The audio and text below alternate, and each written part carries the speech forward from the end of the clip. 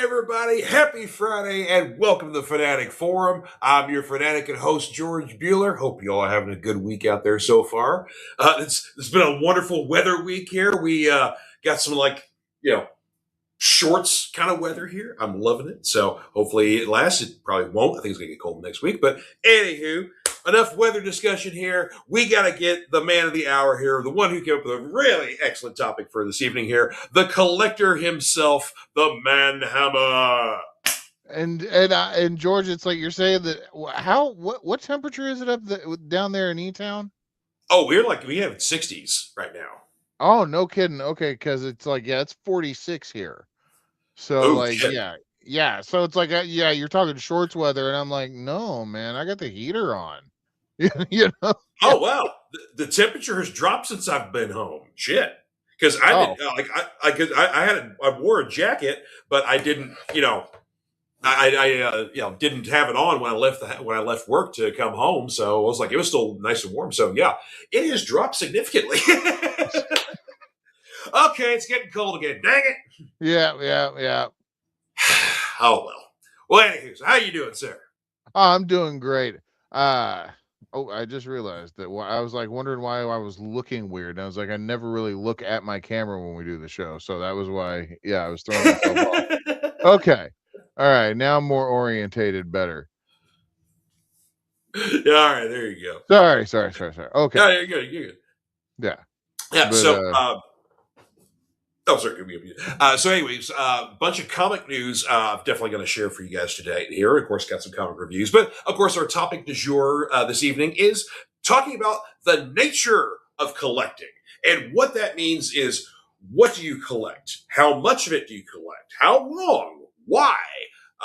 When is the time to stop? All these questions and more here that basically any collector would ask themselves, or other collectors have asked each other. But yeah, it just kind of seemed like a very natural topic. So I was like, this is definitely a good idea. So, but yeah, Seth gets all the credit on that.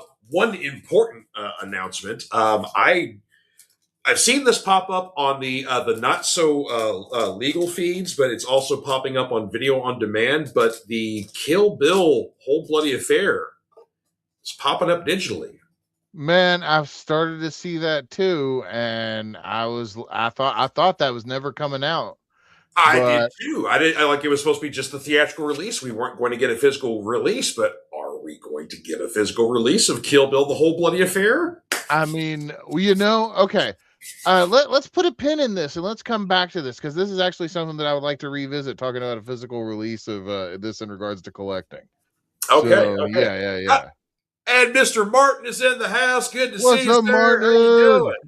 Nature of collecting, that's simple as it gets. It's all mine.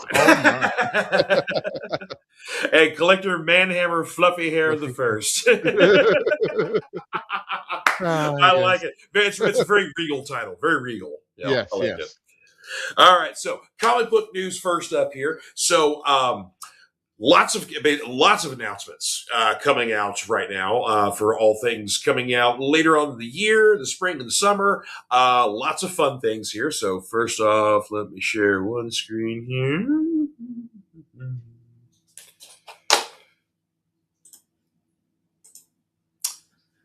Ladies and gentlemen, Sergio Aragonese has a new Gru the Wanderer. This one's Gru the Prophecy, 4-issue series dropping from Dark Horse on April Fool's Day. Wow. Yep.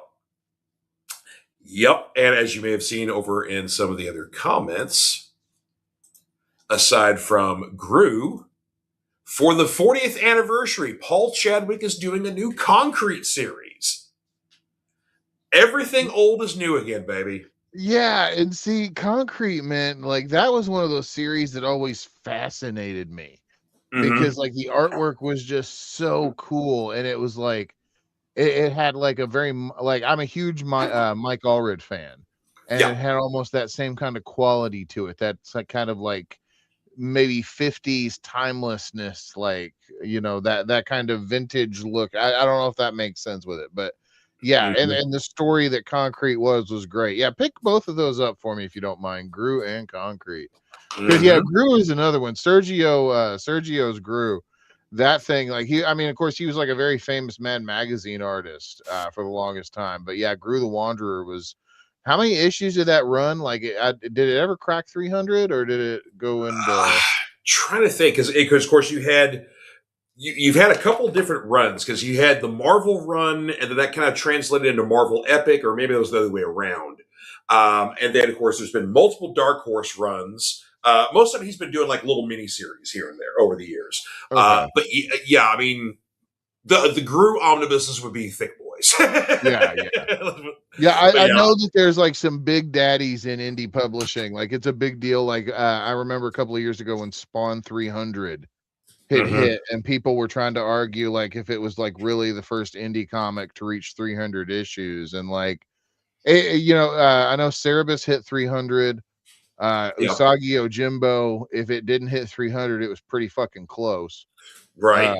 yeah, and if not over, that would be the only other contender I could think of off the top of my head. I wonder about like stuff like Love and Rockets, maybe, or even Strangers in Paradise, because those two books have had a lot of volumes too. Okay, those two. As soon as you said that, the 11 Rockets popped into my head. Yeah, because that one was another one. Speaking of which, I think it's coming out within like the next month or two. They're putting out a facsimile of Love and Rockets #1. No shit. Mm-hmm. That is Mm-hmm. cool. Yeah. I used to have a good chunk of Love and Rockets. That was a fun book. I know. Not Very so cool. much for the one, but more for like the Mexican slice of life side. That Well, was yeah, yeah. it was that, and just of course it gets the book goes all over the place because there's times like there's like these strange little side adventures sometimes they go on where they may involve like bands or others relationship things, and then wasn't there like a part where like they go to space or something, like there's been some weird stuff in Love and Rockets too. Yeah, because it's the book's split in half, right? So it's like you got one brother that does one story that's completely independent of the other one. Okay. So like you've Yeah. got that one that does like and a lot of people the way they if they haven't read it for a while, they'll remember it like in these weird like juxtaposed things where it's like you've got like the weird sci-fi stuff where it's like yeah they're on other planets and shit and like there's like Hmm. like the lesbian sci-fi drama going on, and then Right. like Yeah. there's the Mexican slice of life soap opera that's Right. going Like on in the other normal stuff on. Yeah. yeah, I normal completely get it. stuff in there, and it's like you're reading that, and it's like, oh wow, so it's like I wonder what is going on in this town. Well, such and so get the job, or so it was just and yeah, oh man, Love and Rockets was a classic, and that Yeah. is so cool. That's Buster one of the Rose, OG indie books too. Yeah. I was like yeah, just. yeah, Yeah. back up there with like OG Turtles and shit was Love and Mhm. Rockets. Yeah, like literally, yeah. When I think independent books, that's one of the first names that would come to Oh mind yeah, for me because it's been 100%. around for 40 plus years now. So, Yeah, yeah. Fantagraphics makes really nice collections of it. I've got a few of yep. them. Oh, Yeah. Mr. Steve is in the What house, up, and Steve? Lily. Oh, Hey, Louie! what's up, Lily? Lily is my supernatural pal. We like to torture the Eves household with supernatural stuff. So yeah. As one should. Hey Lily, Yeah, there's a matter. supernatural comic book that you should make your dad buy, and it's really friggin' awesome. Yep, there's a So yeah. supernatural comic book. Yep. When you were in what 5 or 6 issues in now, and then we have the Four. Valentine's special or I've 4. Yeah. got 4 issues in the Valentine's special. Yeah, Yeah. and it's cool the way that they've set them up is like each issue is still like its individual story, but Mm-hmm. now it's like you're seeing where they're building into an overarching plot, which is Mm-hmm. like yeah, and it's elegant. It feels like supernatural. It's yeah, it really impressed me. The only thing that bugs the shit out of me is that it's by Dynamite because I hate the way their comics feel. But Oh, that's just you don't like the card you don't like the cardstock and glossy pages. no, it feels like theirs always feel the cheapest to me for some reason. Okay, fair Like enough. it's like there's that heavy cardstock cover that's like heavier than it should be, and then Hmm. like these flimsy pages in the Yeah, middle. yeah, good And point. yeah. But then again, too, it's like the ones that I actually prefer more like the Titan style, like floppy pages all around, like the same kind of Hmm. that's yeah. Yeah. But Thank you. I'm a dork. I Oh, have a preference on comic cover paper. No, that's fine. You're perfectly, Yeah. you're perfectly fine with whatever your opinions are on that. Yeah. Oh, and Martin said this. No, no, no. Strangers in Paradise, the conquer, not Thunder in Not Paradise, Thunder the in Hulk Paradise. Hogan. Yes, to honor Hulk Hogan and made by AI, they're going to make a second season of Thunder in Paradise to Wait, rectify the wrongs that was the first season. So, wait. Who was the co-star? Wasn't it Carl Weathers? That was the co. Or, hold on, let me consult the Google machine. yeah, because I was saying, because aren't like both stars of Thunder in Paradise dead? Because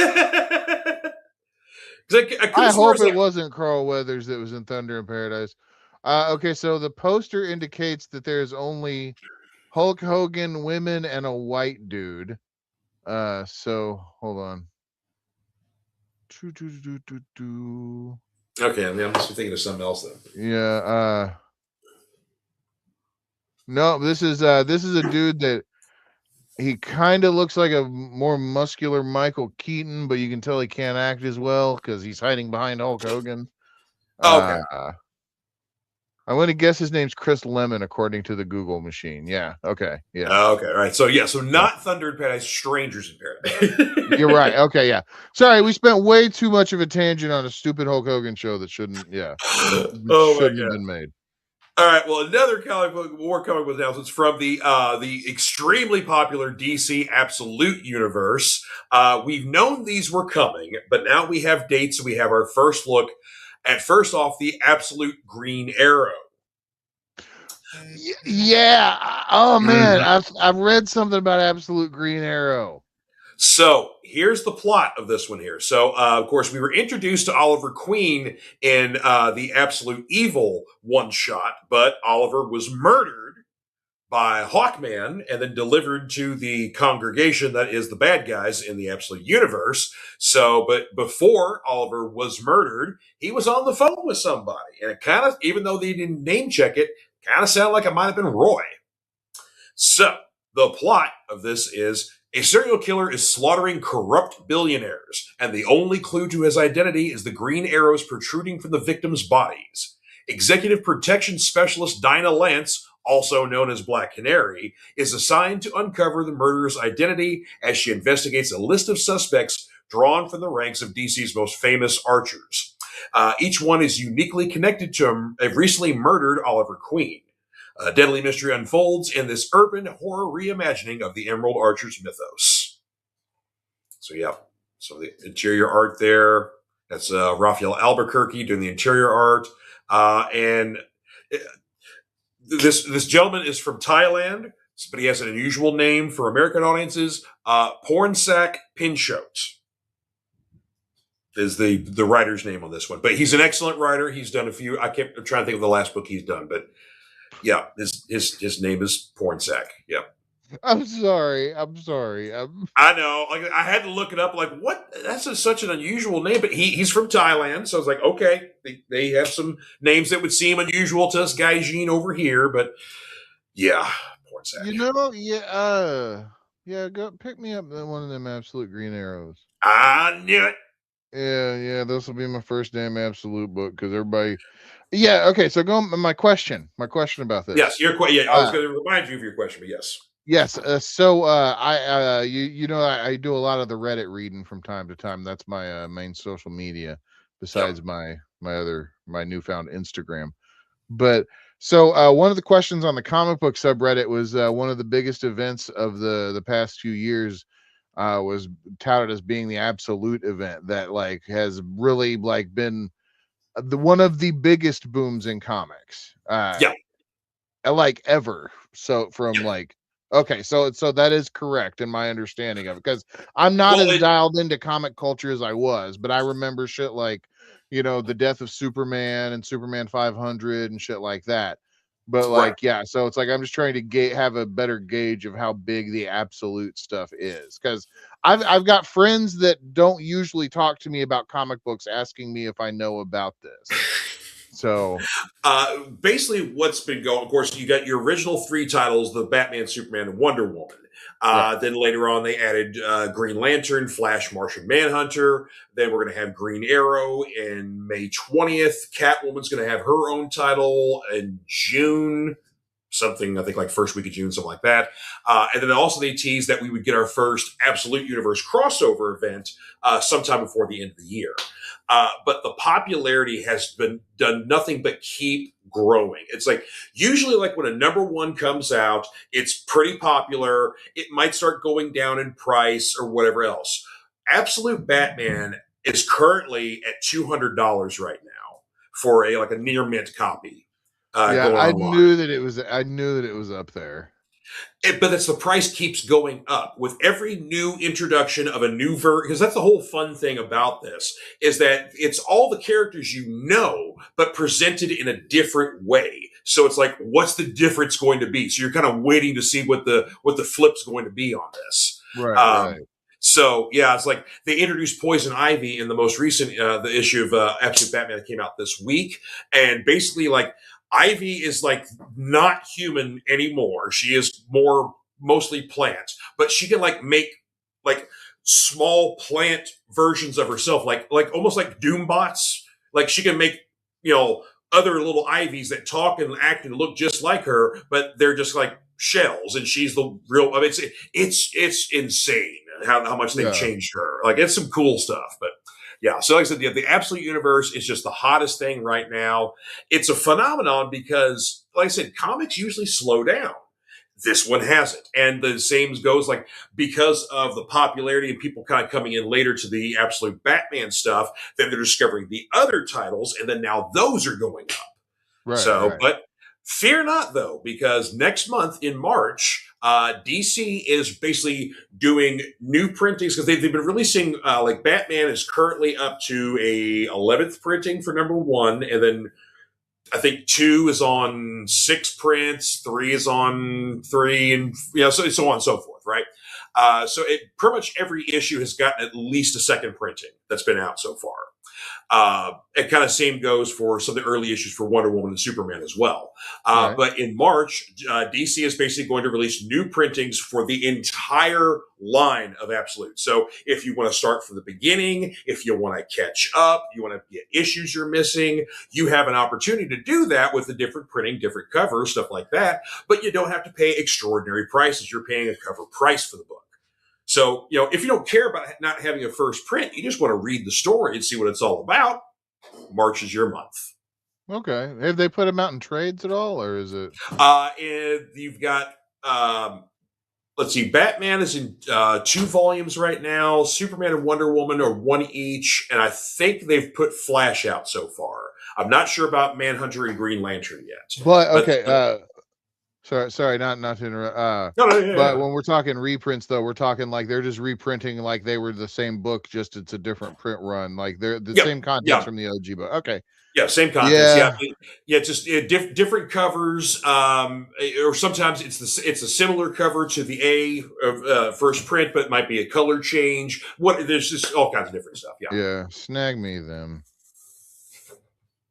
You want the entire line of everything? Well, I mean, are they all coming out in March? Everything.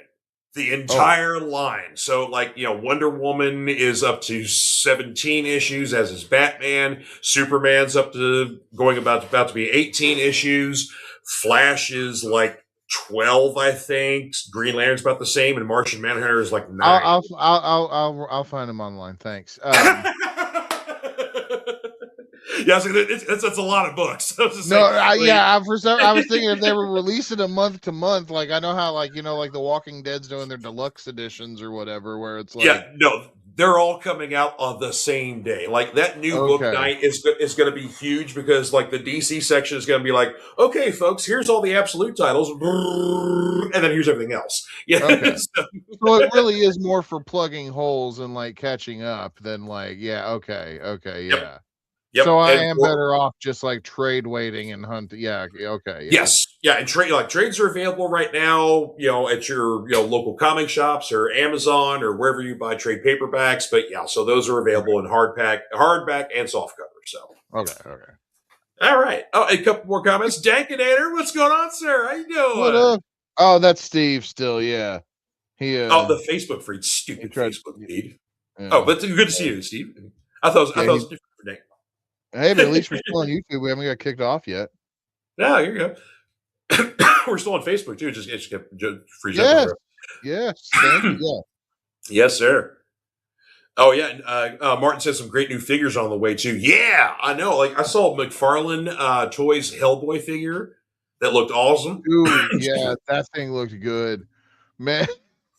All right, so I got to tell on myself too, right? I've been trying to be good with figures, right? Sure. And this figure has just come out too. Because the reason why I know is because I accidentally had it pre-ordered at Big Bad Toy Store and it cleared today. Ah. So yeah, and the Operation Monster Force Chatsworth, Oh. it's the Sasquatch with the chain gun kind of Mm-hmm. deal. Yeah. So it's like, Yeah. I mean, it's like I'm kind of like crap. Like I really didn't mean to get it, but it's like I'm kind of stoked about getting it at the same time, you know? That's still a Yeah. pretty badass figure though. Yeah. And one other comic announcement, and this kind of goes in with one of my comic reviews. We might as well do that here.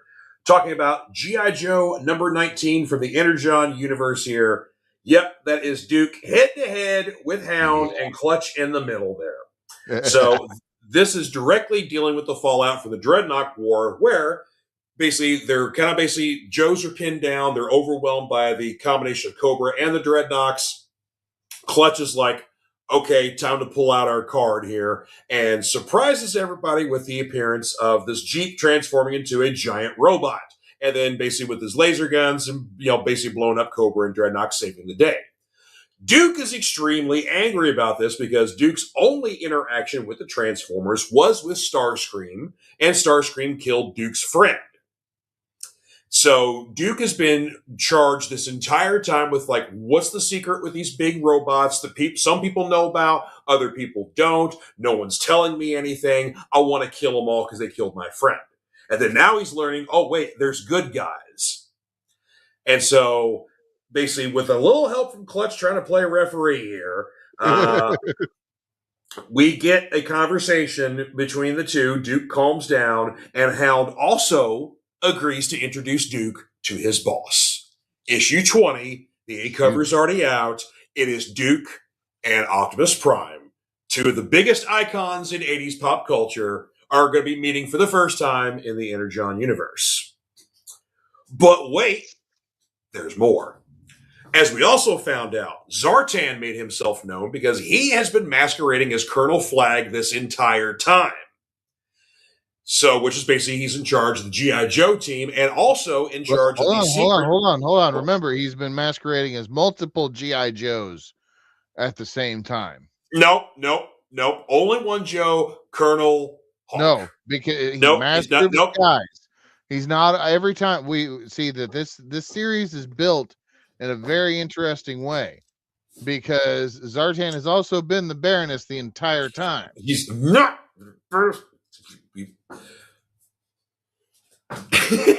We've proven that he's not. He was parading as Colonel Hawk when he was in the same room with the Baroness. And matter of fact, this issue, he has a conversation and an argument with Baroness. He can't holograms, man. That's how he's the master of disguise. No. You're gonna look when I'm proven right. When I'm proven right, I'm going to cut your microphone.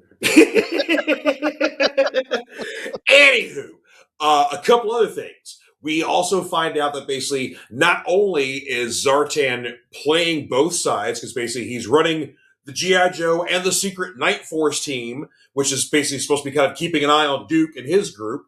He's also playing Cobra as well, thinking he's helping them out, but Zartan wants the Energon for himself. Well, of course he does. Yeah. But he may need it for a more life-saving opportunity, because possibly Zartan may not be well. Oh, interesting. The other interesting thing is, and this is leading into my announcement here, we've seen over the last year or so the introduction of Matt Tracker and Miles Mayhem, characters better known from the Mask series, where Miles Mayhem has been working with the U.S. government, supposedly in weapons development, but in a couple issues ago, he kind of exposed himself as not doing that and doing his own thing. And so Hawk fires him, and then basically is trying to arrest him. And then Miles escapes and blows up some stuff in his transforming helicopter jet thing, much to everybody's surprise and dismay. So, yeah, and then Matt Tracker apparently is considered the most dangerous man in the world, but everything he's accused of doing, Miles Mayhem framed him for. So Matt's been on the run. He knows a lot about the Transformers and their technology. So coming out June 3rd for the Energon universe, we have a Mask comic book. Mask. It's the mighty power that can save the day. Dude, I tell you what, Mask had a banger of a theme song. Better than it really did. It really did. The only thing that drug Mask down to me was that it was not in scale with G.I. Joe. And I know it couldn't be, but like, yeah. It was just it was beautiful. With the introduction of them in the Energon universe, maybe it's only a matter of time before we start getting Mask figures that are compatible with the classifieds in scale. Yeah. Ooh, or one of them companies could start making like those like sort of but not really, characters where it's like they've got like the same characters that are like the guys, but like just have helmets in different packages and shit. Oh. Total side note. Okay, so do you want to hear what dorky action figure drama is going on too? Oh, please, yes. Yeah, so right now, over the past week or so, the Four Horsemen Studios, part of their Mythic Legions line, I believe it was their convention exclusive Red Sonja figure. Or no, excuse me, convention exclusive female warrior figure. Right, I saw her though, but yeah, she looks awesome. Yeah, it looks really good. Well, they had to start pulling the alternate red head out of the package because the pictures they released were based off of Red Sonja, like promo shots, and then the people that had the Red Sonja IP on the Instagram started bombing all over everybody's comment talking about it. Oh no! Telling them it's officially licensed over here. It's officially licensed over here, like that Hacks Conan figure. Like the one that we talked about pre-ordering. Yeah, by the way, we might want to think about canceling that, by the way, and getting the Blackstone figure. Because, I did make a pre-order on that one, but yeah, the Blackstone figure is a much better figure.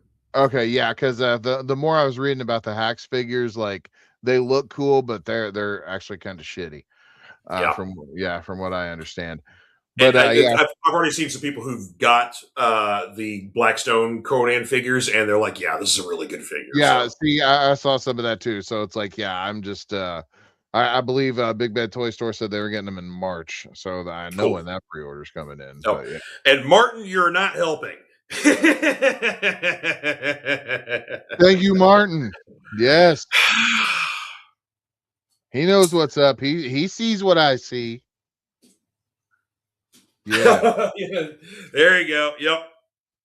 Yeah, unfortunately, I'm not drinking Hofbrau out of here. I'm drinking a different libation. But yeah, I got my big old Stein there. All right. Well, a couple more comic reviews here, and then we'll get to our topic du jour here. Got a couple of good indie things here, and then, of course, one of our DC comics, and not Batman. Nothing Batman. No Batmans. Okay. But another of our new Vertigo books here, Bleeding Hearts. So this is Dennis Camp and Stephen Morian does the art on here. So Dennis Camp is currently writing the Absolute Martian Manhunter book. But this is basically a zombie world here where essentially the zombies are essentially the main characters. And our main character here, his name is Poke, which is short for Mouse pokes golf ball through hole in head. All the zombie names are very like just a matter of fact sort of thing. Like basically there was one guy, his name was like something else, and then all of a sudden mushrooms started growing out of his shoulders. So now he's like guy with mushrooms on shoulders now. So stuff like that. Right. So anyway, but I really want to kind of compare this to the movie Warm Bodies. That Okay, yeah, basically, yeah, yeah. yeah, because basically, Poke suddenly his heart starts beating. It's like it's not supposed to do that. So, and he's trying to hide it from his other friends and still be a zombie and eat people and whatever else. But yeah, he's starting to come alive. So, but yeah, it's just a really kind of very quirky. The art, the cover is very reflective of the art in the book here. But just yeah, I wasn't too sure about it. I started checking it out. I'm like, this is actually really kind of charming. I really like it. So yeah, but Yeah. yeah, if you enjoyed the film Warm Bodies, I would definitely recommend that. Okay. A big one here for Marvel, and I'm sad to see this one go here, but Ultimate Spider-Man issue number 24, the final issue. Um, I'm surprised they're th- killing it. Well, here's the thing. So the whole idea for this new Ultimate line was they wanted to have a full 2 years of storytelling that they could keep in perpetuity from beginning, middle, and end, and it be collected in trade paperbacks. Because that's the one thing kids always talk about when they're wanting to get into new books or want to check things out. Like, oh, where do I start? What is this? And with this Ultimate Spider-Man, it's like you start with number one, you end with 24. The story's got a beginning, a middle, and end to it. There's no like continuing sort of thing like that. But the surprise on everyone's, like you've expressed, this is the hottest thing for Marvel right now is their Ultimate Universe. And they're doing a mini series right now called Ultimate Endgame, which it's right now it's in second issue. That is kind of literally the beginning of the end of everything. So far, that's not been a good series. That's why you haven't heard me talk about it on the show. It's the first two issues are the second issue is better than the first, but that's not saying much. Yeah. That's kind of like saying, you know what? It doesn't hurt as much when you shot me in the knee as it did when you shot me in the gut. So yeah, but so it's yeah, but anyway, Ultimate Spider-Man. Literally, this has been of the Ultimate series. Like Ultimate Spider-Man was the best, clearly. Ultimate Black Panther was definitely worth a look. The Ultimates, which is kind of the Avengers team, has been solid as well. Ultimate Wolverine's been really good. The Ultimate X-Men's been kind of the outlier. Some people really like it because they're big fans of Peach Momoko, who does the series, writes it and draws it. And if you're not a Peach Momoko fan, you don't like the series at all because it's very odd. I did not care for it one bit. Yeah. I tried it, like, I remember I read the first probably 2 or 3 issues of Ultimate Spider-Man and, Ultimate Black Panther, and, I liked them. They were good. Like, got caught up in other stuff, but yeah, the X-Men, I tried that one because I was, like, hoping for, like, a good Yeah. X-Men book, but yeah, no, it was yeah, It was not. It yeah, was not. Yeah.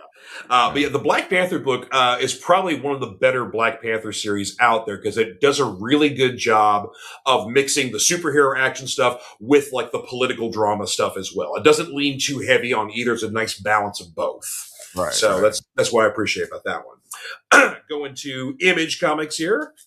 Issue 10 of Exquisite Corpses. This has been such a fun series. It's James Tinian, Michael Walsh, who are the main people behind this one. Of course, you got art by Jordi Belair as well. It's the tale of Exquisite Corpses that the truth to America is that it's not run by the president or the Senate and all of that. Really, the power comes from the original 13 families that basically that essentially, come from the 13 colonies that's, basically Right, right. founded America. So this is old money, old power. Well, every 5 years, all the 13 families get together and play a little game. And basically the game is they pick a small town, they completely shut it down and cut it off from anything and everything. They pay off the cops, they cut off all communications, all internet, and each of the families pick a hired assassin. And the hired assassins all have like a gimmick and a certain style and a panache to them, whatever else. And they go and fight it out. And whoever wins, whoever basically survives the night wins. And then that family wins and controls power for the next 5 years. The fun thing is that there are also the townspeople in there who are completely unaware of what's going on. They are all considered collateral damage. So Right. if they want to slaughter some townspeople or blow them up or burn them or do whatever else, you go right ahead and do it. So Yeah, this particular character is known as the Lone Gunman, and he's essentially like the Punisher if he was a serial killer. So, Nice. yeah, Wait, but of isn't course, technically the Punisher is a serial killer? well, this guy's he doesn't care about killing just bad guys. Let's put it Oh, that he's way. just So, down with killing everybody. Okay. yeah, he's a former military operative, crazy as all get out, but he's that calm kind of crazy. But yeah, basically, just give him a weapon and he'll murder anything. So yeah. Okay. And last but not least, from Mad Cave, this goes as the best title ever for a comic book and one of the craziest things I've ever read in the best possible way. I give you the Florida Hippopotamus Cocaine Massacre. Wow. Now, is this topping Batman Elmer Fudd? This is from the minds of the fearless Fred Kennedy and James Edward Clark, featuring the Laser Drug Force. This is basically, this starts with a narration from the most insane looking version of Nancy Reagan you could ever find. And her beloved laser drug force goes out and takes care of all those drugs and all the bad people and corrupting our children and all that kind of jazz, right? Right. Yeah. And so the laser drug force is basically made up of like federal agents, cops, or whatever else. So they are stalking out a theme park by the name of Disco Hippo Land. And it's essentially like SeaWorld if it was all hippos. It's secretly run by the world's most leading drug dealer, who is this giant, fat, white guy in a suit. Imagine Baron Harkonnen from Dune in a white leisure suit being carried around on a forklift. So, so what's his name from Preacher? Yeah, that guy. Yeah, that dude. The Pope or Cardinal or whoever. Yeah, something like that. Yeah. God, it's been forever. I need to go back and read some Preacher. It's been a while, but anyway. This guy basically uses the theme park as a front to run his drugs and his drug empire. He's created a new form of cocaine called Coke 45. It's apparently way more potent and way more addictive and all that kind of stuff. Well, also is this renegade cop, this dude here with the hair, looked like he got a swirly, looking for his brother, who is also another police officer with equally impressive hair. These guys are like the rogue, like they're the loose cannon cops, the ones that cause more property damage, but they get the job done kind of guys, right? Right. So he basically converges with the FBI, and the fit hits the shan real quick. And so the drug dealer guy's like, I'm going to get out of here and make an escape, but we got to basically, essentially a little bit of distraction. So he feeds his flock of hippopotamus the new cocaine 45 and then unleashes them on the park goers, the federal officers, and the cops. That's issue 1. It's a 3-issue series. Wow. The art is insane. It's just the tone of the book is just manic. It's so damn fun. We sold out of that like a mofo. But it's supposed to be 3 issues. But yeah, I got to let you borrow this so you can read this thing. It's.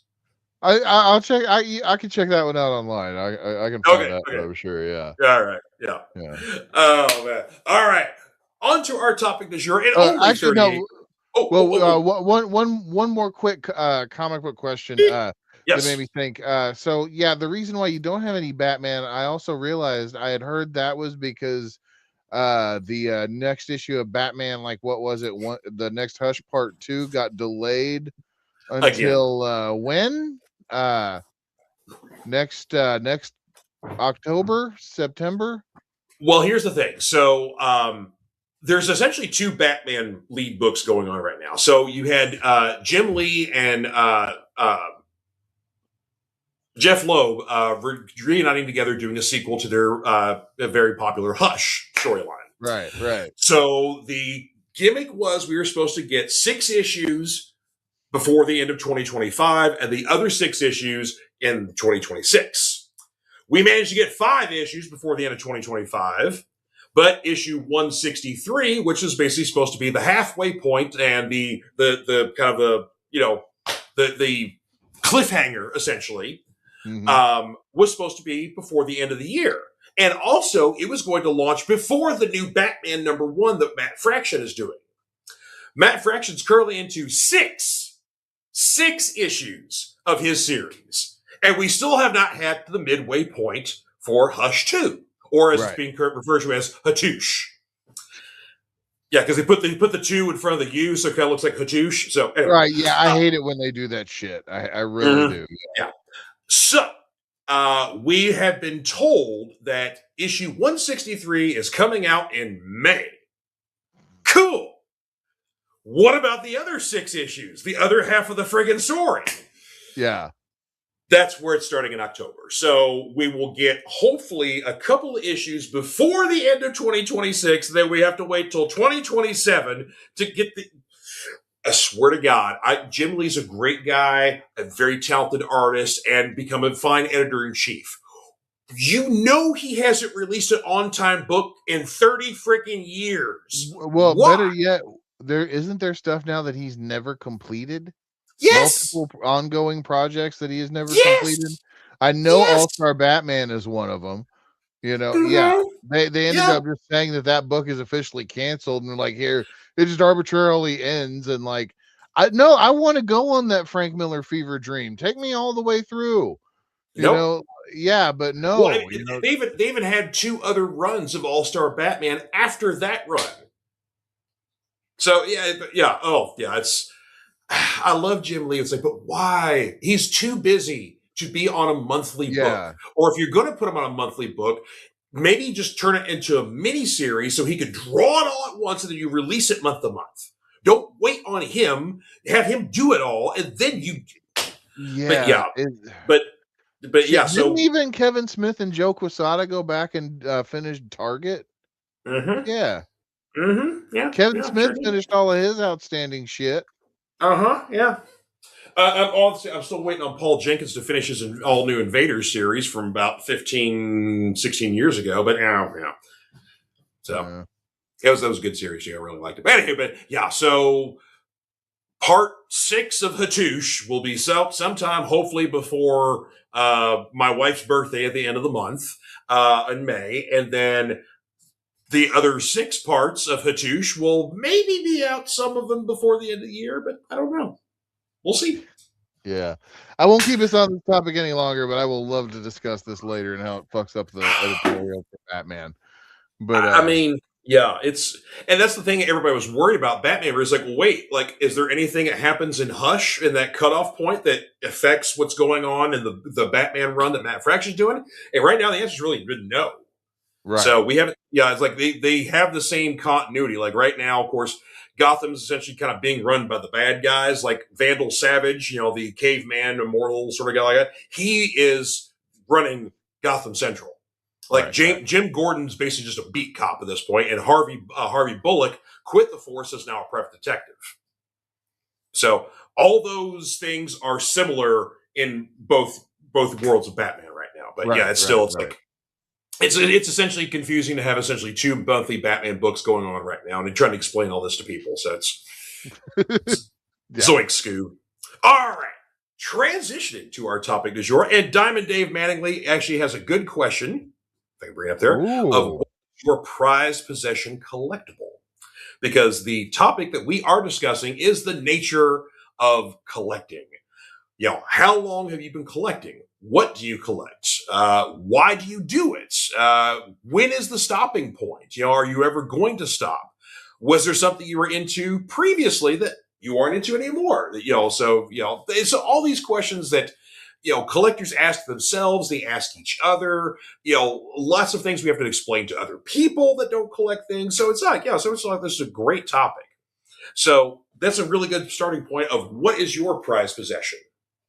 Man, okay, so off the top of I have 2 things that immediately spring to mind, like that in this room, if I had to take anything out of anything, like it would be a tie for the 2 of them.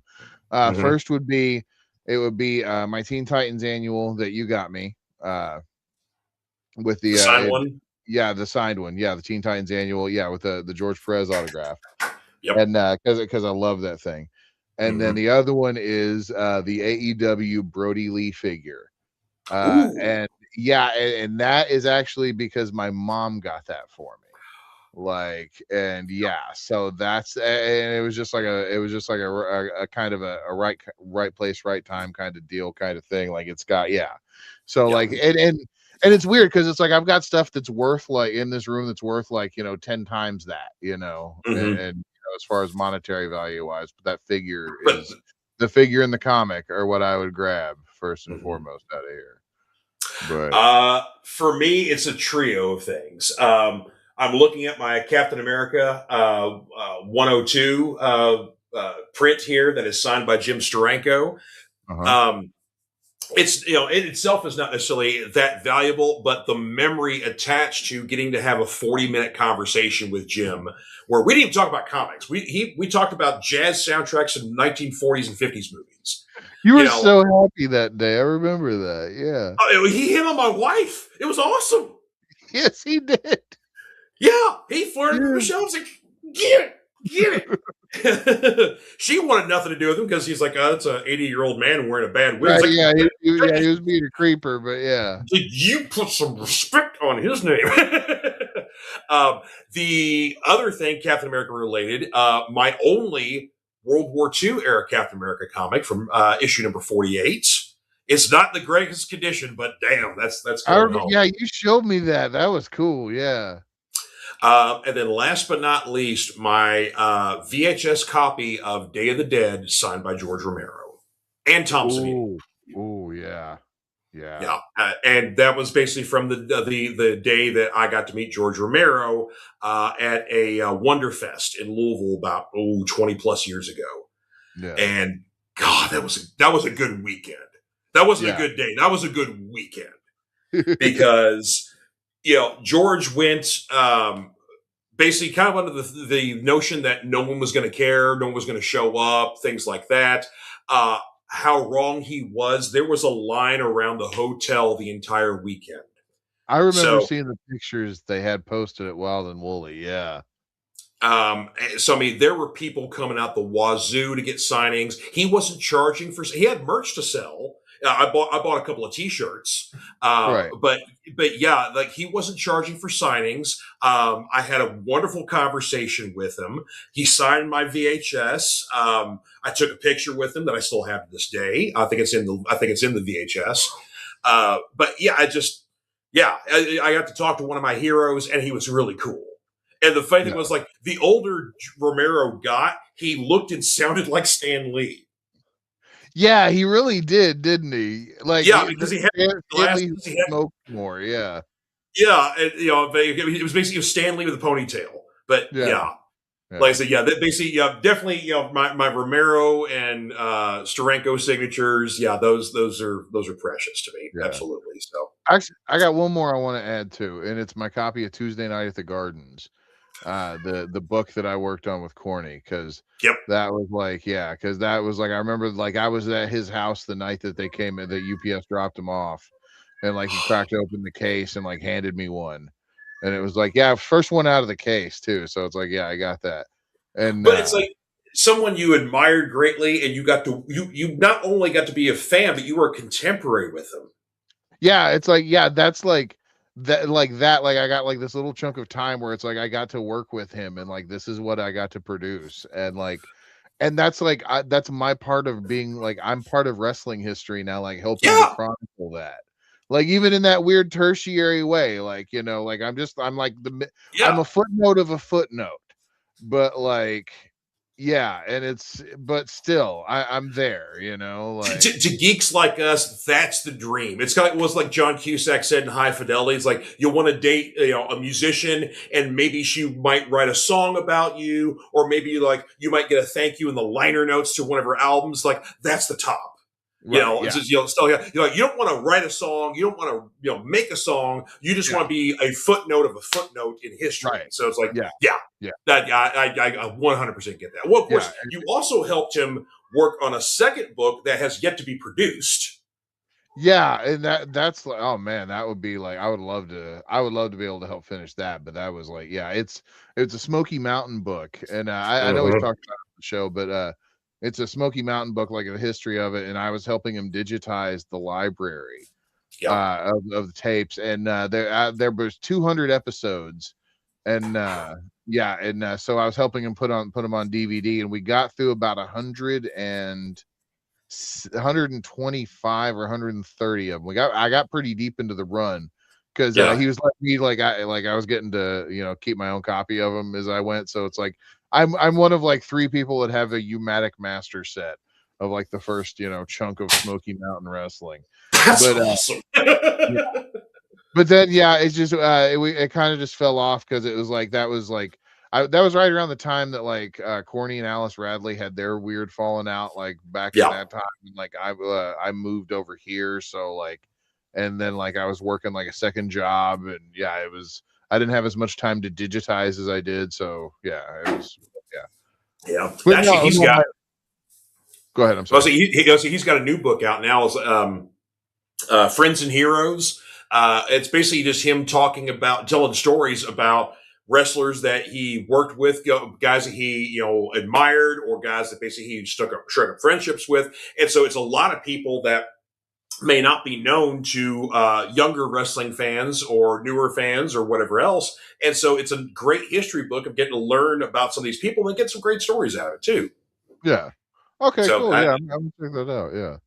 I, No, but yeah, overall, yeah, my experience working with Corny was one of those things of like, never meet your heroes. Nah, bullshit. That was a good one. That it's like, yeah, nothing but good times with that. That was great. So, Mhm. Oh, let's see. Martin says, "Well, gentlemen, may make one of the most exciting announcements of my entire life on your channel for the first time. oh, Are you? Oh, wait, you have an announcement, Martin? Yeah, it's please. If yeah, you Martin. Okay, so life changing announcement. Is Martin going to be a dad? Is Martin already a dad? I don't know. or Is maybe you got a big gig with a toy distribution company, and you get some of your stuff. oh Yes, please. Yeah, yeah, please share with the yeah, class. We want to hear please. it. Uh, yeah, the We are waiting with anticipation. bated breath. Oh man, what we got? Mm-hmm. Bum, bum, bum, bum, bum. There we go. Yeah, there's your drum roll. uh, all right, we are waiting. Another one, but no, I don't know why I'm doing that one. It should be more like the Jeopardy I don't know, yeah. Uh, the Jeopardy Oh, waiting. oh, yeah, so he's already a dad of three. Yeah. Oh. So, hey, he's opening a collector shop because Resurrection Toys gets a home. Oh, Yeah. nice! Yes! Congratulations. You get your own brick and mortar, man. Hell yeah, congratulations, yeah. Yeah, physical store ticket today. That's awesome. Ah, Nice. great, man. Yeah, well, definitely when you get set up, man, any way we can help promote that, we certainly will, dude. Because, Yes, absolutely. yeah, that's Yeah. awesome. As I said, you're making your own stuff and you now have your own shop to actually sell it out of. That's Yeah. fantastic. Yeah, I say I've shown off Martin's some of their stuff before with like some of their mashups of like different monsters, like the Alien mashup of Godzilla, the Predator King Kong mashup. Of course, with the Kiss makeup, that's sad to get that variant because the Kiss makeup. But Right, yeah, yeah. Yeah, but you yeah, so showed me yeah, some of them, they were cool. yeah, and that's of course that's some of their earlier stuff. They've done a lot more stuff recently. Like they've gone in like lucha libre wrestlers and stuff like that. So yeah, they got some other cooler stuff that's Ooh, beyond what they did earlier. So yeah. Martin, if yeah. you did anything cool with Blue Demon, I would love to see that. He's my favorite luchador. Oh, there you go. Blue Nice. Demon Jr., I should say, yeah. Well, Specifically. yeah, we're probably probably more. Yeah, we're yeah. I don't think I've ever seen footage of the actual of the real Blue Demon, but Yeah, I yeah. haven't either. No, I don't know, like I always loved like the Santo movies, right? Like, but like and Oh Blue yeah. Demon would show up and pal around with him for some of them. And I always Hmm. thought that he was just cool. And then he started showing up in Lucha Underground. And I was like, oh yeah, old Blue Demon Jr. Yeah, he was Yeah. awesome. Yeah. Martin says he's He's more than excited than he was when he's getting his first doctor title. Nice. He's got some stuff. Also, some 70s Toho stuff. Oh, Ooh, nice. cool. Nice. That Yeah, Godzilla shit is cool. Yeah. that's awesome. Yeah, matter of fact, there is a new Godzilla book that's coming out later this, I think it's the summer, that IDW is putting out called The Horror of Godzilla. And it's meant to be a prequel somewhere around the -1 Shin Godzilla 54 sort of thing. And Yeah. if they keep the art the way I saw it in the promos, the art's in black and white, and it is glorious. Okay. Okay. Yeah, so Yeah, I'm I gonna heard they were definitely. making a sequel to the Shin Godzilla or Godzilla -1 too. Godzilla Zero, I think, or something. Some like that. Yeah, it's another There's a one. Yeah, -0 that's coming too. Oh, -0. Yeah. I'm terrible, Martin. I do need to send you. I'll have to send you a message straight on your. Are you sending email to my Gmail to my Hotmail account, or I wonder. I'll have to look that up, Martin. But yeah, I'll have to message you on your YouTube what my email is. So yeah, but yeah, that's we gotta get Seth because he does have Blue Demon. So there you go. Yeah, I saw that. Okay, cool. Yeah. All right, so there you go. See, I do need to do that. Yeah, George. Sorry, I'm Martin. sorry. No, I would love to see your stuff. Yeah. I'm terrible about that. I'm sorry.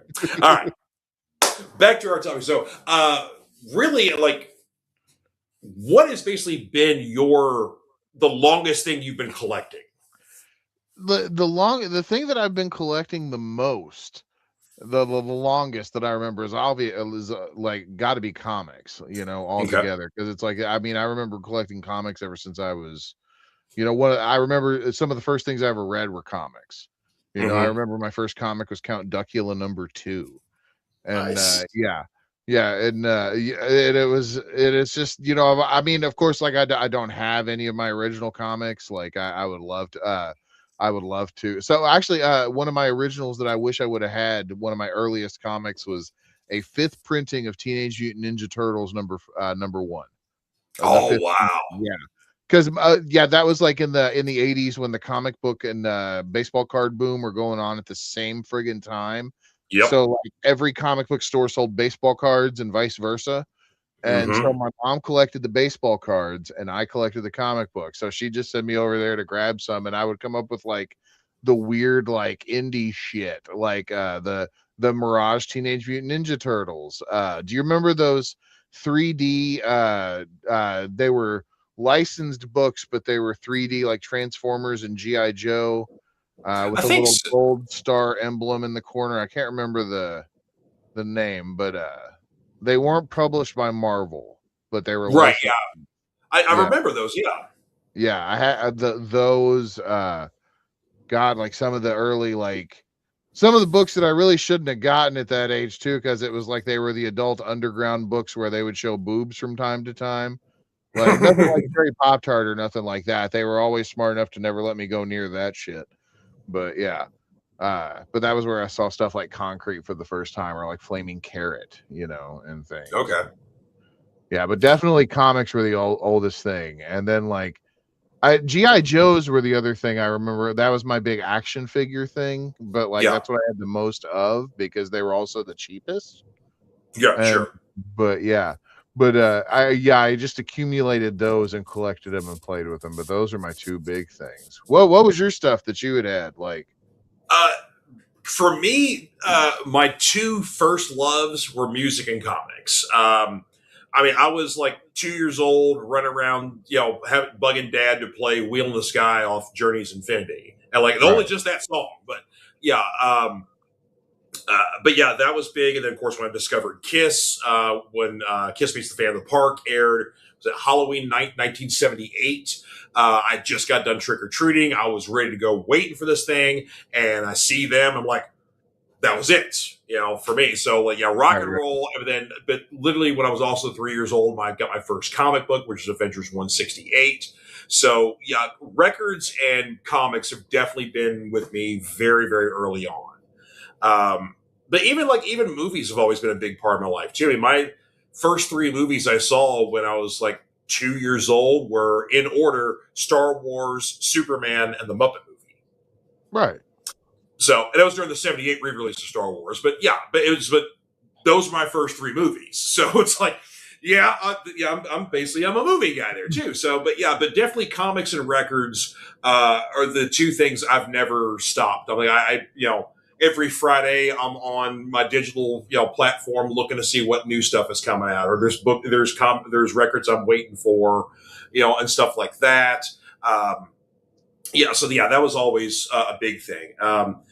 I got into Joe and He-Man pretty much from the beginning too, because it was like the Christmas year that the He-Man stuff was released.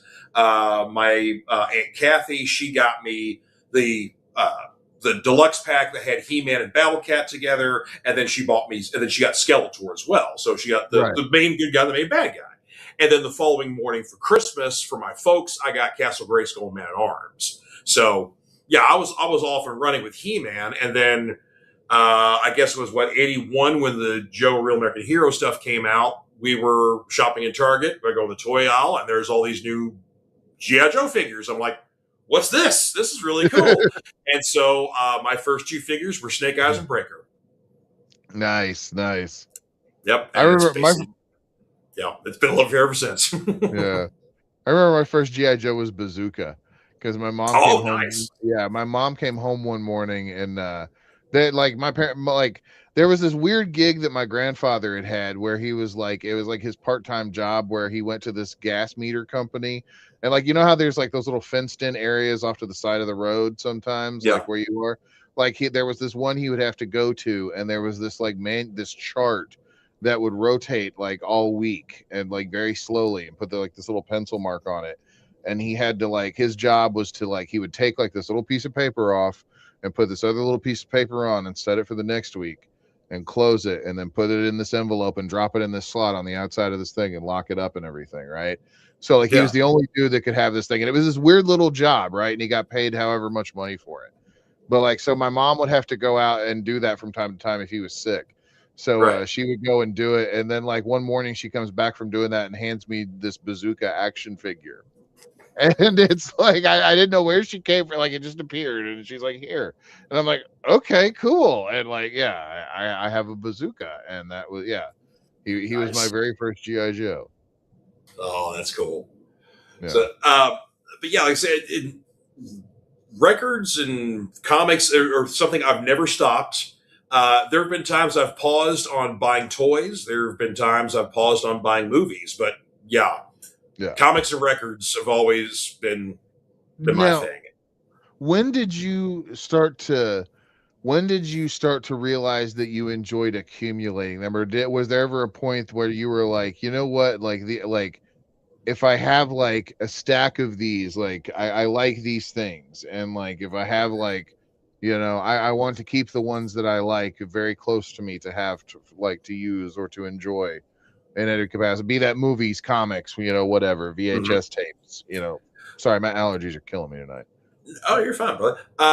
With the comics, it took a few years. I basically really tells me around somewhere between 8 and 10, where I was like, okay, these have to be a sequential order with the numbering and stuff like that. So, because I would just basically buy stuff at random. I would literally this cover looks cool, or I kind of like this hero, and so it didn't matter to me. And of course, this was kind of still in the day and age where a lot of comics were still kind of a month-to-month sort of thing. It wasn't necessarily there was a continuing storyline I was going to miss a part. Occasionally you do have multi-part storylines or whatever else, but for the most part, it was a month-to-month adventure.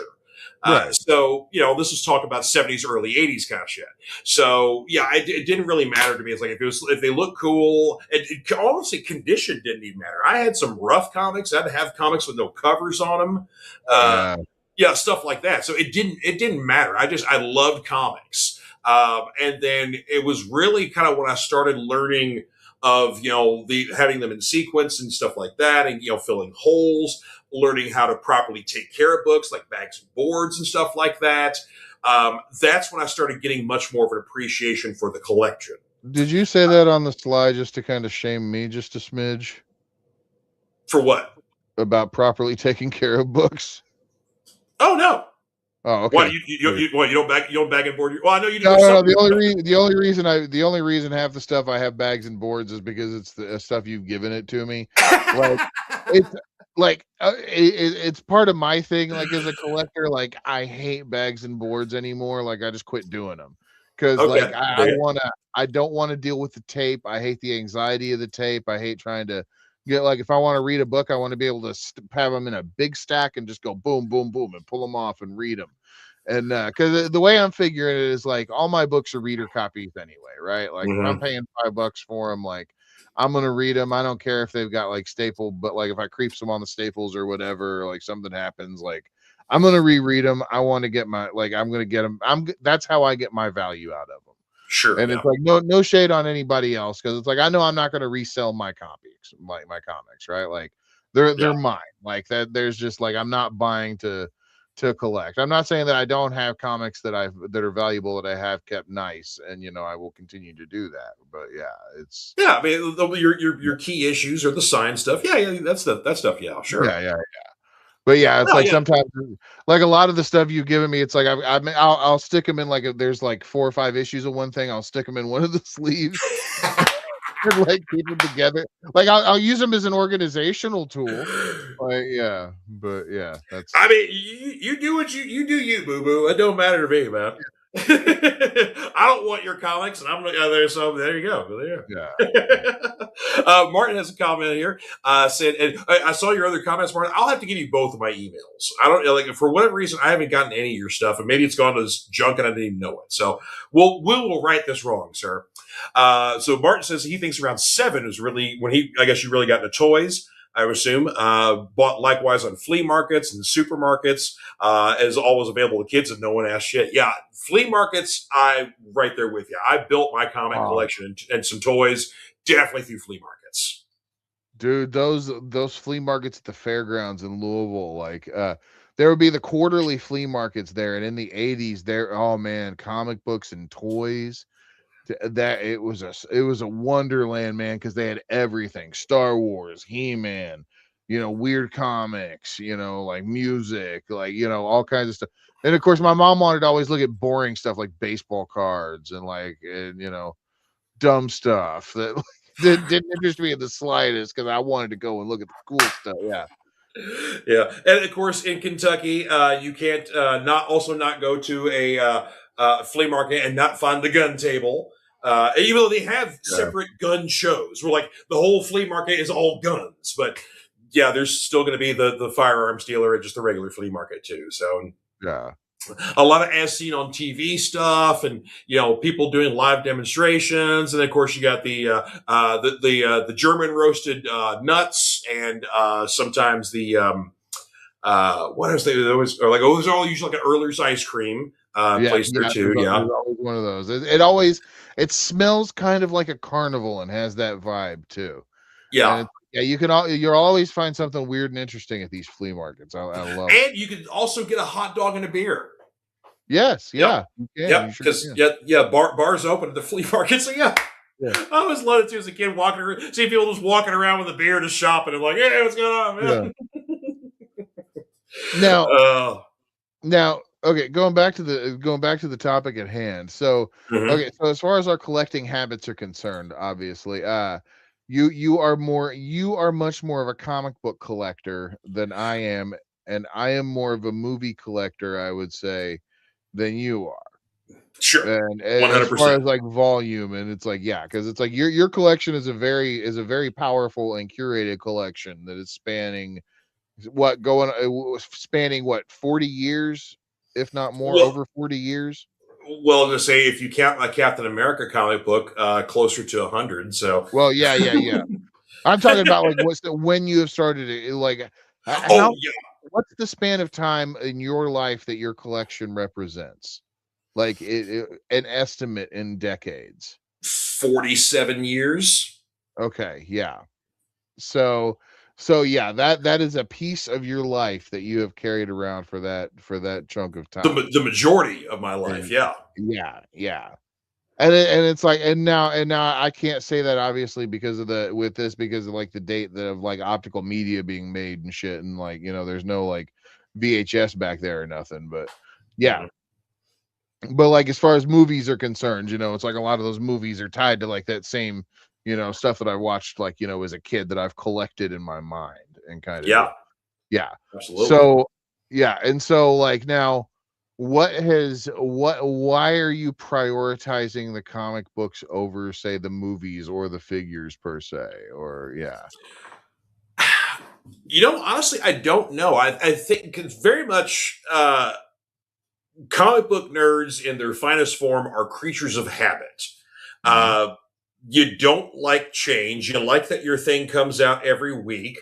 Um, Sometimes you don't like it when your comic books change, whether they get like, new creative teams, some may not work out, different aspects of the character may change. So there's sometimes there's change that is acceptable, sometimes there isn't, but it's very much a habitual thing. Every Right, single week, right. I'm picking up new books. So you don't necessarily get that with records because sometimes your favorite band may release a record only once. Like back in the day with Kiss, I was spoiled because like there was a period where they're releasing sometimes two, maybe three records a year, Yeah. and there's some crazy releases like that. Whereas like nowadays, you got bands like you're lucky you get a new record every 5 years. Sometimes, or if you're a Rage Against the Machine fan, you got a record once every 10 Yeah. years, 6 to 10 10 years, something years, like that. yeah. So, yeah, so it's like there's kind of was like that, and movies were the same way. It was like, okay, well, I like this movie, and it's going to be 6 months before it hits a physical release. Sometimes maybe 9 months or something. So, Right. yeah, so the comics was always it fed that habit. I think it was a regular Okay. thing that always fed that, and also probably maybe a cost effective thing too. Like I could basically get you know 2 to 3 books per one figure or one movie or something like that. So Right, right. especially when you were younger, that it was that I could get more bang for my buck with the comic books.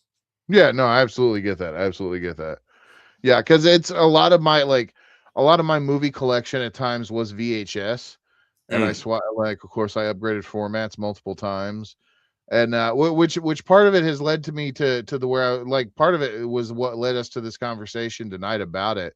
Because yeah. like, it especially, so with Shout Factory releasing the Hong Kong Legends stuff or the Hong Yep. Kong stuff, and, like, Yep. now I've got, like, 4K versions of Hard Boiled, The Killer, and the Better Tomorrow trilogy, right? So, Hmm. like, I've got 4K versions of that, and I've bought these movies multiple times at this point.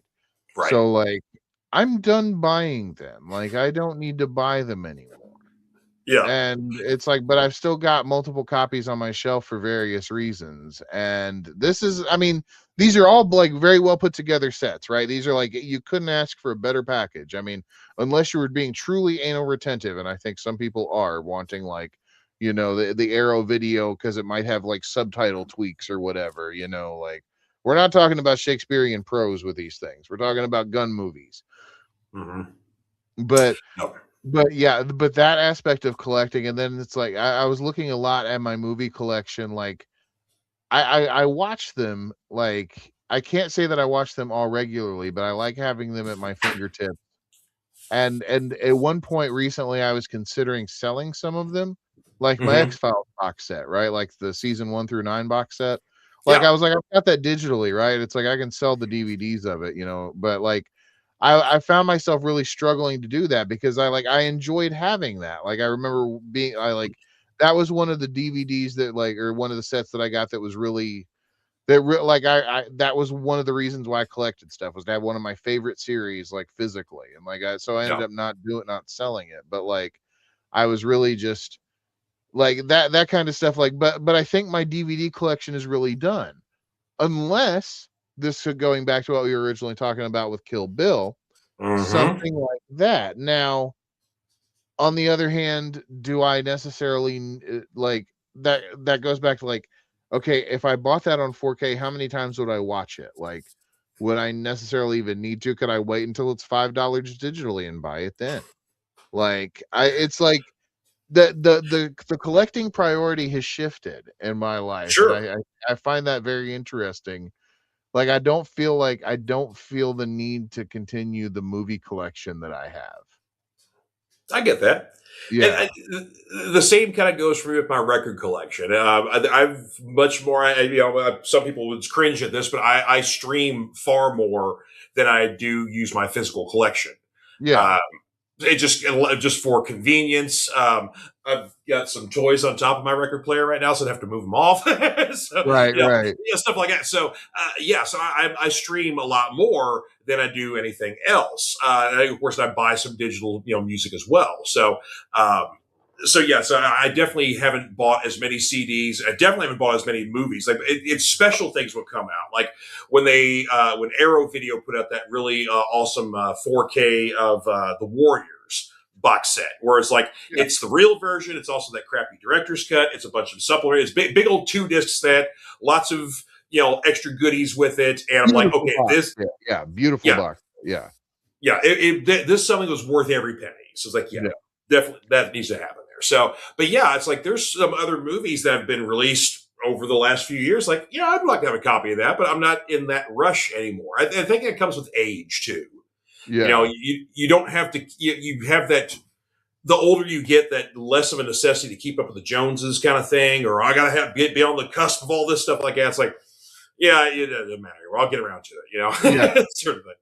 Yeah. Yeah, and Yeah, I remember. even well, I was going to say, I'm sorry, but even the Joes, like I'm only getting the figures I really, really want. Like I'm not getting all of them. It's like there's a new wave coming out that was just announced, and there's like one, maybe two figures I want out of the wave of 8.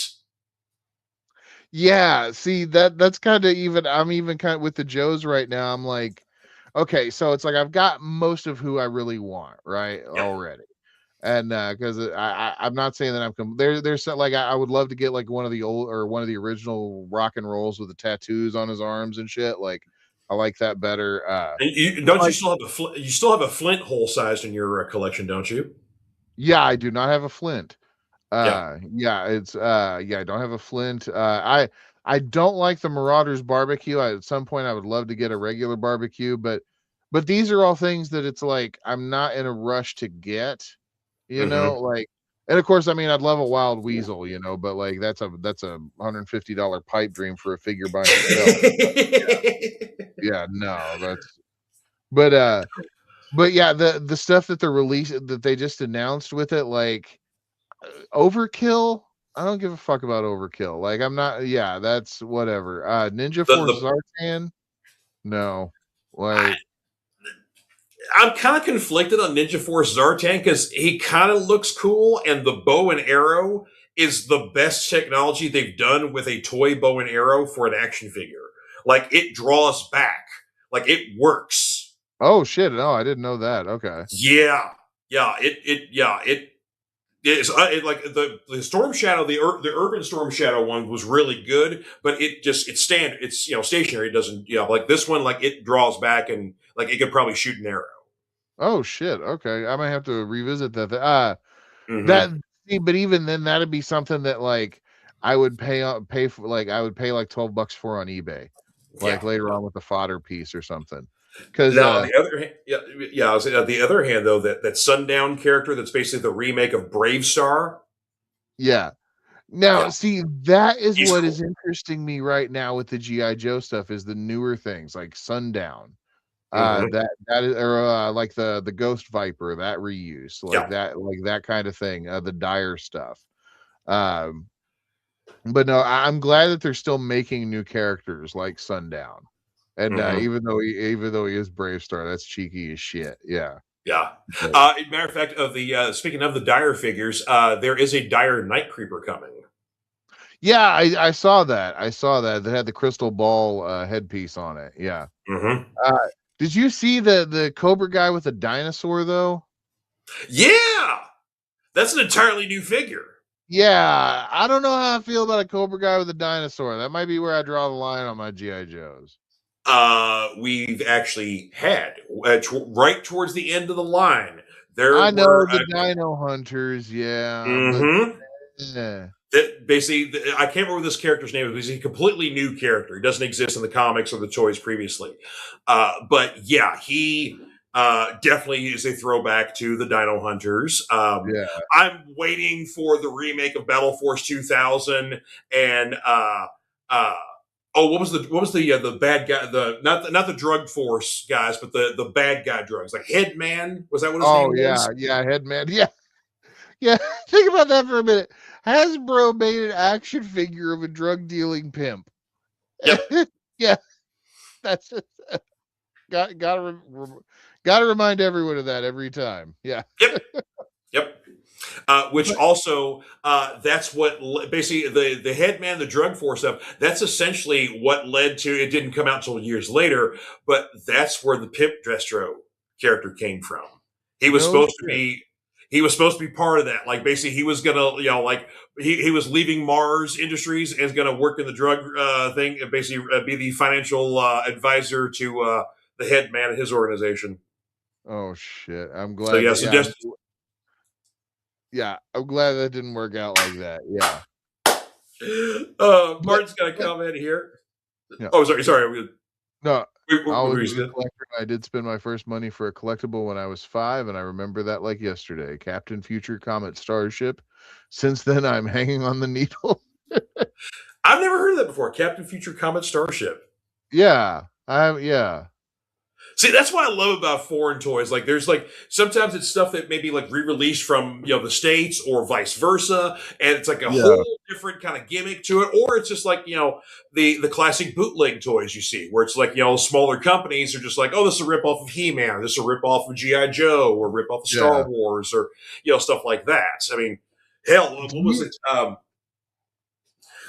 There was a I just there was a they just did a facsimile of a Batman Year Two, Detective 575, and on the back Yeah, of the comic is an advertisement for was it Defense Force? Was the Remco toys that you could get at Kmart that were a straight rip off of GI Joe, and that was before the Walmart rip offs of GI Joe. I think they were just called they was it uh were they the core? The cores? yes the core. Yeah, Yeah, yeah, CORPS. Yeah, yeah. yeah, they were the core. Yeah, that was the Walmart brand rip off GI Joe toys. Those were the But ones like, your grandma got you because they were the same thing but cheaper. Yeah, well, also you got like 5 figures, a bunch of vehicles, and I mean, like you got like a bunch of. It was all crap toys, but you got a yeah. lot of stuff. I mean, it did kind of work though, because it's like like in my current obsession with action figures, it's like the accessories really are like they make or break you, and those were Mm-hmm. good sources of accessories and stuff like that. So Very yeah, true. I can't hate on I can't hate on the knockoffs, Remco or no. Remco tried to bootleg everything though. That was we need to He do an episode Man. on Remco. Yeah, Ooh, yes, please. Yes, please. But dude, I mean, Crystar, for one, yeah, they had their wrestling toys because they had the AWA license. They had their rip-off Star Wars and G.I. Joe. You had the Remco figures that were like based off of Conan and like Hercules and Artak from Warlock. DC Yeah, Comics. Stuff like that. So that was supposed to be like the He-Man rip-off figures. Oh, yeah. Yeah, yeah, yeah. yeah. Yeah, Remco is just ridiculous. Oh, Yeah. and Martin was clarifying something for us here. Captain Future is actually a manga series from the 1970s from Japan. Got its own cartoon and toys in Japan and Germany, and as far as I know, in Britain. Oh, okay, cool. Oh, okay. Okay. Yeah, and Martin gives it the thumbs up there, so I'll have to check it out. So, Okay. all right. Yeah, I Uh, love those old series like that. That it's like that. Yeah, that'd be yeah. but I do too. Now here's a question I got for you. Is there Okay. something at one point you collected that you don't anymore? Like you just stopped doing it entirely? Like it's not even something you kind of pick up casually. It's like, yeah, I used to collect, stamps or baseball cards or dryer lint, whatever Right. else. And you just yeah. Now I did have for a very brief window of time. I did have a stamp collection. I was trying to be a dork. I was a kid though, and I had a stamp Okay. collection. I had a little book and all that shit. I also had like other weird things. Like I would have like whole sets of baseball cards. I had a couple of baseball card sets, so I did collect cards. But then you remember when the card boom was, there was like the GI Joe cards and the Marvel cards and like that were just like the little cards that had the hero stats for the characters on them and had the Yeah. different artwork. And I collected those. Do you remember Marvel Masterpieces? Oh yeah. Oh Yeah, yeah. I collected those, like so basically, like, cards in and of themselves, but Okay. once that kinda turned into collectible card games, like, I Hmm. couldn't I in t card collectible card games never clicked with me. I Yeah. couldn't Same. it seemed more number-based than imagination-based, and Hmm. I think that was what lost me. And Yeah. it's everybody I know is playing Magic the Gathering and shit, and, like, they're like, "Oh, you'll love it, it's great, come on, let's do it," and I'm like, "I hate this. This is miserable to me." But yeah. I dig that. For me, it was movie posters related stuff because for years I would work in movie theaters, and so I collected movie posters, and then I Yeah, also collected the old Mylars that would hang like basically when you're going to the movie if you're in the movie theater, you're going to your specific house or whatever movie you're showing, and they have like the little like screen that tells you what the movie's playing in that specific house. So right, before we started doing all the digital stuff, they used to be like these Mylar gels that would sit in front of a light box, and it would have like the logo of the movie and maybe some of the stars in there and the rating on it. And right. then basically, so I had hundreds of those, and just my years of working in movies, and I'd just get Yeah. them, or I'd clean out the old closets, that would have all the old promotional stuff, and like, oh, you don't want this stuff anymore, and then I'd take it home. So yeah, I mean, you've seen my poster collection that I had at one point, Yeah, but yeah. you had a killer poster collection, man. I wanted to steal your From Dusk Till Dawn picture. I would've yeah. God, I wanted to steal that. Shit. Yeah, Yeah, and then but yeah, my Mylars, yeah, I had those for the longest time, and yeah, I ended up getting rid of them. So, yeah. and Martin has got some additions here. So, he was stamps, stickers, and Figures Lego. and All right. Lego. Okay, yeah, yeah. Yeah, basically, if I had more room, I would definitely have some more Lego set. I would occasionally get like different Lego things, but I don't have the room for all the stuff I would like. Yeah. Yeah, see, And Legos are cool. I would add panini, but I got into it again after 40 see, panini, like there you the go. sandwich making? No, it's the brand of sports cards. Oh, okay, okay. Yeah. Basically, it used to be like Tops and all those back. Panini over like probably the last. Gosh, I mean, it's they've been around for a long time, but basically over like the last maybe 20, 30 years, Panini has really taken over Oh, the okay. the card game, and so now it's like Panini is pretty much the only name when it comes to sports card collecting. So for at Oh, least for okay. the modern day stuff, there's still people that go look for old stuff from previous decades and Right, classic yeah, yeah, players and yeah, stuff there's like always that. gonna be a market for, like, Tops and Donners and shit, yeah, Yeah, yeah. but I mean, like Panini's like doing wrestling cards now, and like not Oh, only is it just like, oh, here's the this wrestler or this baseball player or whatever else, like you're getting like cards that have like memorabilia is stitched in them, or like here's a piece of Alexa Bliss's pants or something, or here's a piece of oh the god, ring I mat. hope not, that would be No, they you literally might have put that they literally have costume pieces. They have like pieces from the ring mat for different pay-per-views. They have like little belt replicas and like whichever particular champion had that belt at a certain period of time. So like they right. have gimmick cards now. They're just beyond just your standard card now. So, Wow. Martin says he also stopped collecting speeding tips. He's speeding tickets because he sold his He bike. sold his bike? Well, thank God, Street Hawk. We don't want you to get killed on that thing. Yeah. Oh, and also maybe Tops as well here. Yeah, but yeah, Yeah. signed cards, hand drawn stuff. Yeah, so it's way, way, way beyond just like Wow. here's like 6 cards of like your some players and a stick of gum. It's way beyond that stuff anymore now. Yeah. So Oh, man. Yeah, because that's what I remember being like the stick of gum that like you would shred your gums with. I remember oh man, there was a big scandal with one of the stores in Louisville too that I forgot what it was, but there was the wax packs that before they yeah, went to the foil seals. Because hmm you could really easily open all the packs in a wax pack and then swap out the good cards for shitty cards. And hmm people would buy boxes of them just to go through and to yeah, find yeah. It was oh man. That was one of the reasons why I kinda hated blind boxes and shit oh is yeah, like, yeah, it's because there's that whole like it always felt predatory to me. Like you don't know which ones you're getting, and like yeah, you have to buy so many doubles. And I love my GI Joe cards. Don't get me wrong, or my Marvel cards, but like I hated getting the doubles and having to swap them with people. It's like if I could just get a set, just let me get a damn set, you Right. know. But yeah, Just buy the whole set in one spell swoop. Yeah, I dig right, that. yeah, Now, is there anything that like we've kind of talked a little bit about this? Like we've slowed down. Like I've slowed down in record collecting. You've slowed down in movie collecting. Stuff like that. Is there any point you think that you would ever stop collecting anything? And death does not count. Like you right. still have to be alive. Yeah. And see, I thought about that, and it's like I don't like I thought about the whole materialistic aspect of it, of like, why am I like, because eventually I'm spending money to ultimately like have stuff that is just going to either like outlive me or I'm going to sell. It's like that's one of the things, like right, Fair. like Yeah. it's the only things that are going to happen. Uh, but then like I've started to appreciate some of the stuff that I've got some in some way, and then it's like I've started some of the other stuff that I've gotten, like I know that like so the my Always Sunny DVDs, for example, Right. like yeah, you would have enjoyed them more than I would have, and they didn't need to be in my collection anymore. So it was like one of those things like where it was like, here, you can have them. And it's like I know that Right. there's somewhere else, like part of me feels like, it's okay because these are going somewhere else where they will be appreciated more than I am appreciating. There you go. Yeah. And like, yeah, at some point, I think I thought of myself as like this curator of needing someone who needs all films, right?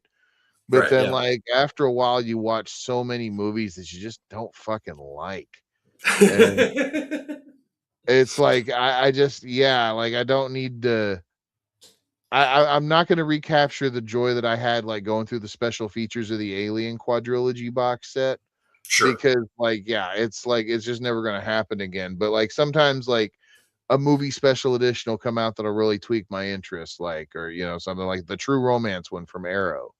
Like that one was a fun box set. But like uh it it would have to be something like I don't something like Kill Bill, the whole bloody affair, but I'm not even sure that I would even get that on as a DVD at this point. If it was cheap enough, sure. Yeah, but I mean that goes without saying for a lot of things just to have it. But Sure. Yeah. like another thing, a lot of that concerns me too with this DVD collection is disc rot. Yeah. And because my Babylon 5 DVDs are toast. I have the Wow. Blu-ray set, yeah, but like all the special features were on the DVDs. So Mm. I no longer have any of the special features of Babylon 5. And it's like, that irks me that like Yeah. it's not like I've kept them poorly. No, But yeah, it's basically just keeping your cases and whatnot. But yeah, but eventually yeah, that stuff does break down. Yeah, yeah. So it's like absolutely. there's a futility of collecting movies that has stopped me from doing it, I think, too. Because eventually, like, because when you start to think about it, if having things digitally stops being a thing, we as a society have started to collapse. Sure. Like that's just all there is. Like I've got an iTunes library and a Fandango library. They're the two of the biggest part of the two biggest media conglomerates in the friggin' world, right? Like, or so it's like I don't think my crap's going anywhere anytime soon, digitally. So how Yeah, redundant is my physical collection other than me just really wanting to have it? But I do like having it, sure. you Yeah. know. Yeah. I I mean, it's did the same. watch Freaks and Geeks the other day on DVD, and I don't believe it's streaming. So, There you you go. know. It's kind of the same thing with my comics. I mean, it's like I go through my comics a few times a year where, like, okay, I don't need this, I don't want this anymore. And so I'll sell off stuff like that. But Right. there are core things that are never leaving my collection, like my GI Joes, my Right. Avengers, my Captain America, my Tomb of Dracula, stuff like that. My Moon Knight Right. collection. That stuff's not going anywhere. Yeah. Oh Yeah. yeah, yeah. Yeah. So, but Yeah, yeah, oh but I yeah, mean, my Savage Dragon collection. Yeah, that's staying with me. Yeah, it's like even though it's like I'm not actively collecting it right now, like it's what I've got is sticking with me because it's like it's representative of what I had and what what something that I had lost, but yeah. I was able to replace. But yeah. Yeah, like I say, I've got a like I've got kind of it's not a complete list, but it's a curated list that it's the basically the when I die sort of list, because like basically there's a select few people who will be invited to peruse my collection and take home stuff upon my passing. You of course are included in that list of people there, but there's also a list of books that I own of like, if you need money to pay for funeral expenses or anything else, these are the books. These will be those books.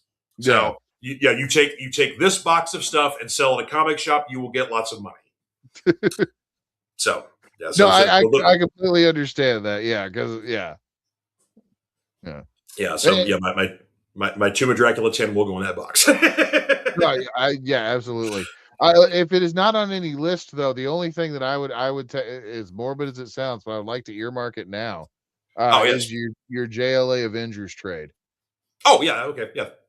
Okay. Yeah. That's yours. Yeah, that's yours. No problem. Yeah.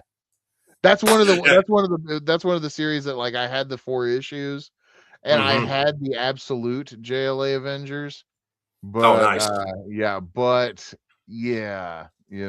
And, stupid thing, yeah, happened. well, But, and this is the trade that was the re-release when George was sick, yeah. and they were doing this for fundraising for him. So this was that version of the trade. So that I Right, yeah, I know they only printed like only several hundred copies of it. Very no, low, very yeah, low very print. very limited amount. So yeah, Yeah, so it's like, yep, I want that one. I'm gonna help George. Yep. yeah, Yeah. absolutely. George helping a George. So there you go. Yeah. Martin's got a question here, or a comment here. Says, how I became a racketeer? Well, I was the only child at first. I tried my very best to find some friends to swap my cards with, but then they really needed a full 1986 Master of the Universe and Mexican World Cup album. The rest is history. Psychology lessons and endless sessions of apologies to the schoolyard victims. Wow. So yeah, so you Brilliant though. I was my neighborhood arms dealer as a child because like we'd want to play, war army or GI Joe, whatever you call it, where we basically just run around, shoot each other with toy guns and stuff like that. Yeah, I had the arsenal. And so I would literally dump like the two duffel, like I was the guy like who dumped the 2 duffel bags on the bed that were full of guns, like, all right, there you go. You were And then, microchip. Yeah. yeah. And then my buddy Daniel, who was in the neighborhood with me for a couple of years, he was inventive as all hell of like inventing like because we'd play out in the woods a lot too. So like he'd make like trap doors and like hidey holes and stuff, or like or we'd make like a kind of a very rudimentary deer stand like in a tree, like so we'd be like up in the trees and shit. And people are walking by them, we'd like tag them like, where are you guys at? Like, look up. Stuff like that. So yeah, Daniel was the son of a preacher man, was a military genius. Let's put it this way. That reminds me. Have you ever seen this movie called I think it's called I Declare War? It's okay, so it's one of those Alamo Drafthouse flicks. You might be able to find it online, but I don't know if you can. But it's all kids, right? And they're playing war, but like they're walking around. So it's like they're walking around the woods, but it's like they've got like real weaponry, like because it's like they're imagining it, right? But they're all carrying around real guns, but it'll like show them like from another where it's like their sticks or whatever, right? But it's like it's a war film played as kids playing war, and like it's a cool concept, man. You got to check it out because it's almost like it gets almost even Apocalypse Now-y at points, right? And it's kids, right? Like it's wild. If you can find this flick, check it out. Okay, that sounds cool. Yeah. Oh yeah, but yeah, good old Daniel Clyburn, man. If you're out there anywhere, I hope you're doing well. I haven't seen him in like 30 years, but God, man, he was a good dude. Yeah. All right. Well, any other questions or anything else we haven't touched on with our nature of collecting? No, I think we might have flogged that horse for a good bit. I think we have, yeah. Yeah. And plus, Mox on the floor here. He's got the look on his face like he needs to. Dad, I gotta pee. Yeah, he's like, it's been like 2 or 3 hours now. Yes, buddy. All right. You have. Well, I guess that will wrap us up for this week then. So we thank you all for joining us, Diamond Dave, especially Yeah. Mr. Martin, Steve. Thank you very much for joining us here. Yeah, and Martin, I'm gonna send you both of my email addresses, and hopefully we can get this thing corrected here. So we can get Seth this blue demon figure. Damn it. I will take many. Yeah, that's right. Yeah. Anyway, we actually will be back next week because next week, which is the last week of the weekend of February, is the Multiverse fundraiser for the Phoenix Sisters Cosplay Network or Entertainment. I'm sorry, Phoenix Sisters Entertainment Network. I always get that wrong. Anywho, so I'm going to be on here on the Fanatic Forum interviewing the creators of the Toshigawa universe, which is an anime universe. And then I've got 3 more panels I'm going to be on. I get to interview with my buddy Clyde. We get to interview David Pepos, who is currently writing the new Space Ghost book for Dynamite, which is awesome. Yeah, basically it's Space Ghost, but kind of like that DC run that Joe Kelly did was like a little bit of the darker tinge to it. It's like that. It's awesome. And then I've got an indie artist panel with some very varied artists. So it's really kind of cool on that one. And then Clyde and I are doing another panel. We're talking about must-read comics, but we're going obscure. Like we're digging into the archives. Like, this is a cool book. It's probably in your dollar bins right now. Go check it out. That kind of stuff. So right on. Yeah, so I got 4 panels. Basically, this is all going to be like Friday, Saturday, and Sunday. So basically, just tune in to Fanatic Forum on YouTube or Facebook or whatever else. You'll be able to catch basically all the stuff from the Multiverse fundraiser and all that kind of good stuff. So anyway, you all have yourselves a wonderful week. Thank you for staying out here with us and hanging out with us. And of course, thank you, Seth, for an excellent topic here. This is definitely. Thank you for indulging me. That was great. I had a really good time tonight. I was looking forward. Of course.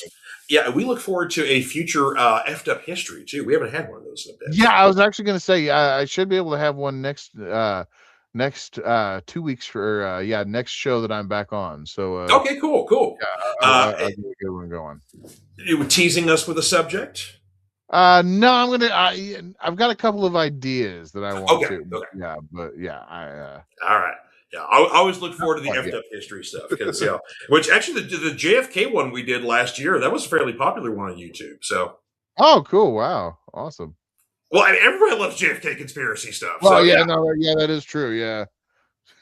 So all right. So thank you guys once again for tuning in with us, and we will see you all next week right here on the Fanatic Forum. But of course, for the reason why we're doing the fundraiser, our friends at Comic Books for Kids, we're leaving you all with a message from them. Otherwise, y'all have a good one, and we'll see you next time. My name is Mark Weiss, and I am the founder and president of an organization called Comic Books for Kids. 6 years ago this month, we embarked on a journey of passion and heart. Our goal was to make a difference for children in hospitals and cancer centers. Little could we have ever imagined the response we have now. Starting with just hopes and dreams, we had no money for our mission. We had no product to give to the hospitals. And we had only called a couple hospitals and asked them, if we were to provide you with comic books, would you be interested? And they said yes. So we embarked on a 1-year journey to make a difference for these kids. We realized that even though we can't take away the reason these children are in hospitals, we can perhaps, while they are there, let them fly like a superhero, be princes and princesses, and embark on a mystical and magical journey to take them away from where they are in that hospital bed. Today, and thanks to your support, we are thrilled to say that we are now the largest charity in the U.S., supporting well over 200 hospitals in all 50 states for not only comic books, but for other pop culture items like Funko Pops, action figures, coloring books, Spanish bilingual items, backpacks, and more. When we received materials that were inappropriate for the young ones, we started a sister charity called Comic Book for Truth. And overnight, we became the largest charity in the U.S. for these same items to all branches of the military.